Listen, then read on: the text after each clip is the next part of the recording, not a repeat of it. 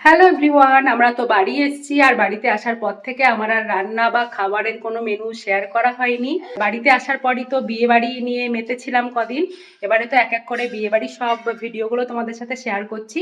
তবে আজকে ভাবলাম আজকে দুপুরে কি কি রান্না হয়েছে সেটা একটু শেয়ার করে দিই। তো চলো কি কি রান্না করলাম সেটা শেয়ার করি।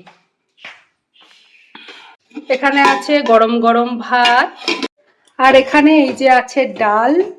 মুগ ডাল বানিয়েছি, পরিমাণে একদম কম করেছি কারণ আমাদের বাড়িতে ডাল ফাল বেশি লাগে না, আর এই ডালটা তো রাতে খাওয়াও হবে না, সেই কারণে ডাল আছে। আর এখানে আছে কাঁচা টমেটো আলু দিয়ে পোস্ত।